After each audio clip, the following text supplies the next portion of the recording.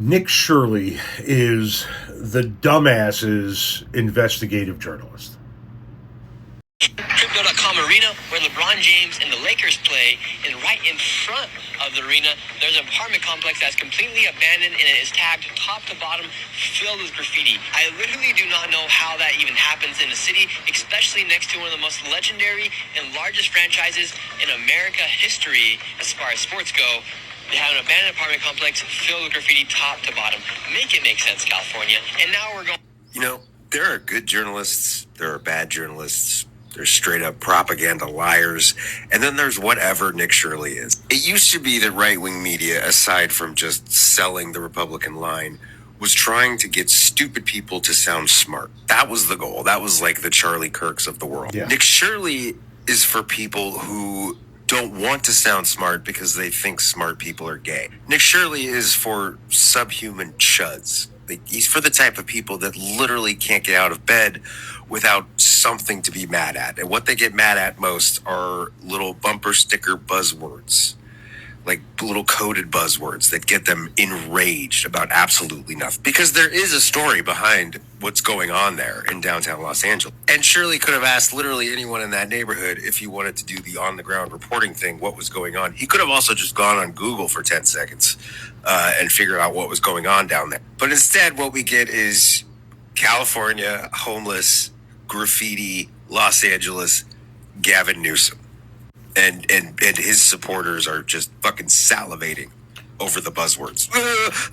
Newsom, California. That building is part of a luxury condo complex whose owners went bankrupt in 2019 called Oceanwide Plaza. The company that was building those condos ran out of money primarily because their major investor was a Chinese company who lost money because of a decision by the Chinese government to stop funding them. And so in 2019, the project ceased construction and it's been sitting there empty and blighted for 7 years. It's a private company that fucked up. It's free market capitalism. It's the kind of shit that you guys love. It had absolutely nothing to do with the state of California or Gavin Newsom or the city of Los Angeles. It was a privately funded condo building that ran out of money, and now it sits there empty in the middle of Los Angeles because of a private company's fuck up.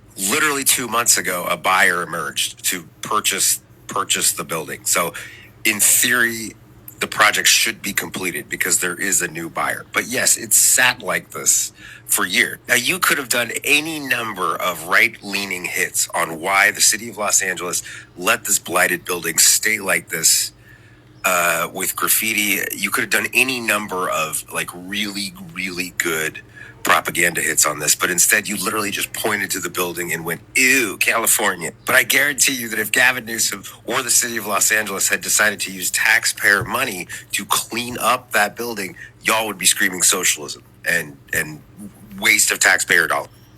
But in literally no universe was this a luxury condo complex built by the state of California for homeless people in Los Angeles, as your headline implied. Don't you have like daycares to be terrorizing? Shouldn't you be out on the streets demanding to take pictures of other people's children? Fucking creep. And by the way, yes, that is what Nick Shirley does. He goes into daycare centers and demands to videotape or video record the children that aren't his in there to prove that those are legitimate daycare centers. Nick Shirley, once again, is an investigative journalist for idiots.